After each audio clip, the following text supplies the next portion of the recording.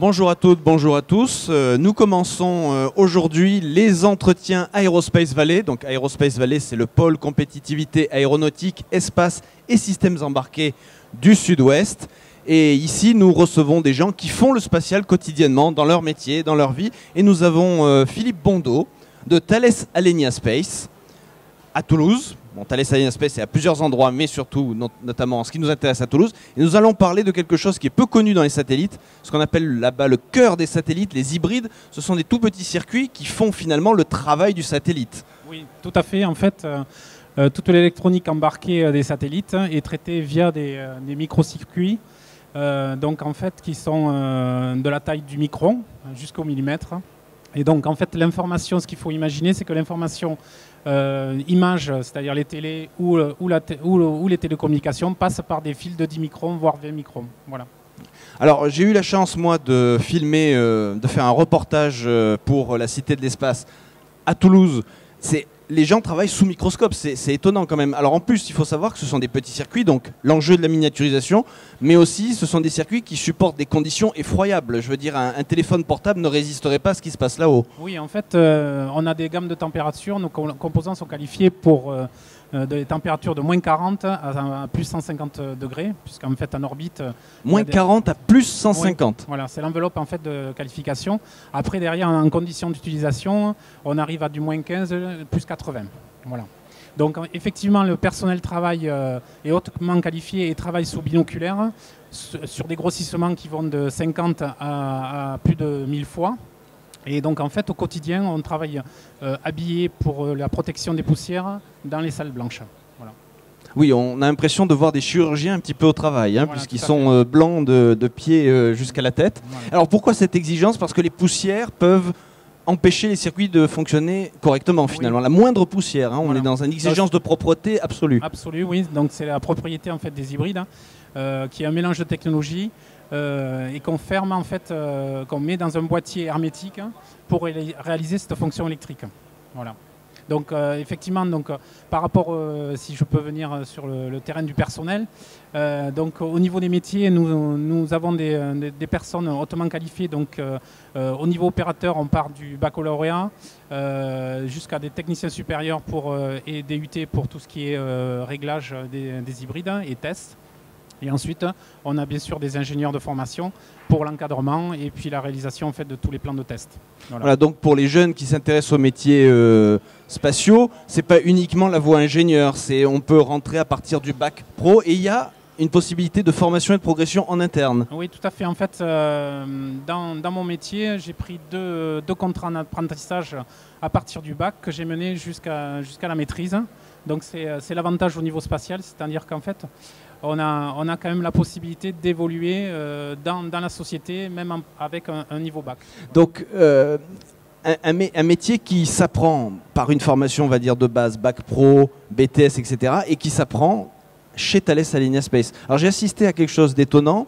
Il y avait une personne qui était entourée de 4 ou 5 personnes. J'ai demandé ce qui se passait. On m'a dit on est en train de lui apprendre son métier. Donc j'ai trouvé qu'il y avait un côté compagnonnage. Est-ce que vous pouvez me confirmer ça? Oui, en fait, dès qu'on arrive avec un diplôme chez Thales pour la microélectronique, on a une formation qui dure entre 3 et 1 an, suivant les métiers et la dextérité qu'on demande. Parce qu'en fait, on travaille au niveau du micron. Et vous comprenez bien qu'une personne qui n'est pas formée ne peut pas aller agir sur un composant qui fait quelques microns, quelques millimètres. Donc on a besoin d'une formation longue qui est coûteuse. Et donc en fait, c'est pour ça qu'en fait on accompagne par le biais de l'apprentissage toutes ces personnes. Voilà. Alors il y a une course à la miniaturisation qui peut sembler un petit peu étonnante parce que les satellites sont quand même des engins assez volumineux et on fait des circuits de la taille d'1 pouce. Pourquoi est-ce qu'on a besoin de les faire aussi petits alors qu'apparemment on dispose de place, hein? En fait, on les fait de plus en plus petits parce que nos clients veulent de plus en plus de missions en orbite. Donc en fait, on a la technologie qui évolue de plus en plus. Et donc c'est pour ça que depuis 6 ans maintenant, on a engagé en fait une automatisation de certains process pour rendre en fait la technologie plus facile et en fait avoir des informations beaucoup plus importantes qui passent. C'est-à-dire que maintenant, en fait, sur un boîtier électronique, on va mettre en gros une cinquantaine de puces et jusqu'à 2000 fils, alors qu'avant c'était des petits modules beaucoup plus petits. Donc on intègre beaucoup plus pour passer beaucoup plus d'informations. Est-ce qu'il y a un enjeu aussi de faire des satellites moins massifs pour avoir des coûts de lancement, des coûts d'exploitation moins coûteux? Est-ce que c'est ce qui se cache derrière la miniaturisation également? Oui, il y a ça aussi, oui. C'est-à-dire qu'en fait, on essaie aussi de réduire la taille justement pour diminuer le poids au lancement. Voilà. Et cette réduction de taille s'accompagne de quelles difficultés techniques particulières au spatial? Parce que bon, il y a la difficulté technique de la miniaturisation, oui. Mais dans l'espace, c'est plus difficile de faire plus petit ou c'est les mêmes défis technologiques? Non, après c'est les mêmes défis technologiques. Par contre, on a des contraintes de qualité différentes parce qu'en orbite, on ne peut pas réparer, il n'y a pas de maintenance possible. Donc on n'a pas droit à la panne sur des satellites qui durent entre 15 et 20 ans de durée de vie. Donc aucune maintenance possible. Donc il faut qu'on fasse bon du premier coup et que ça puisse voler et puis avoir une durée de vie de 15 à 20 ans sans aucun problème. Donc c'est pour ça qu'en fait on a du personnel hautement qualifié, des technologies qui sont éprouvées par tout un biais de tests que l'on fait qui dure souvent entre 1 mois et 2 mois. Voilà. Et 15 ans dans des conditions, rappelons-le, qui n'ont rien à voir avec l'utilisation d'électronique sur Terre. Oui, ouais, bien sûr. Ouais. Donc là, l'astuce, c'est quoi? Du blindage, par exemple? On les protège comment, ces circuits électroniques? Alors, ce qu'il faut savoir, en fait, c'est qu'on a des ingénieurs de calcul thermique, mécanique, qui, en fait, déterminent les températures que va voir le fil, la puce. Et donc, en fait, on essaie de... Puisque le satellite est quand même thermostaté, hein, ça veut dire qu'il a une température stable. Température stable. Et donc, en fait, on connaît exactement les températures vues par tous les composants. Et donc on sait, ça fait partie de l'architecture électrique et mécanique du satellite. Donc on sait exactement la durée de vie du composant, on sait toutes ces données. Voilà. Alors ce qu'on commence à voir, c'est qu'il y a un grand panel de métiers différents, ce qui peut intéresser à nouveau les jeunes qui veulent se lancer dans ces métiers. C'est-à-dire il y a ceux qui assemblent, comme vous avez dit, la précision, il y a ceux qui conçoivent, oui, par exemple, et ceux aussi, j'imagine, qui vérifient les circuits, un côté plutôt qualité. Alors on va commencer par ceux qui conçoivent.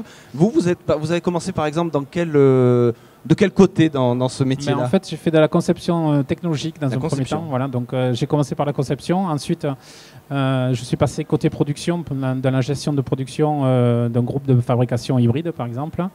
Et donc en fait, effectivement, on a tous les métiers. L'avantage dans le spatial, c'est notamment chez Thales Alenia Space, c'est qu'en fait qu'on couvre tous les domaines. C'est-à-dire que ce soit la mécanique, l'électronique, le composite et tous les métiers. C'est-à-dire on est capable sur le site de Toulouse de faire le produit de A à Z. Même si on utilise tout un panel de sous-traitants autour de Toulouse pour des questions de capacité, on a tous les process pour réaliser tout le satellite complet à Toulouse.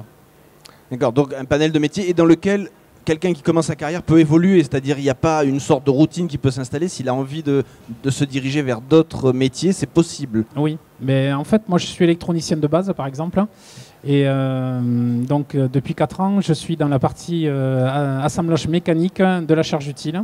Donc j'ai changé un peu de voie et là je vais revenir à l'électronique. Donc vous voyez, on a la possibilité de faire différents métiers.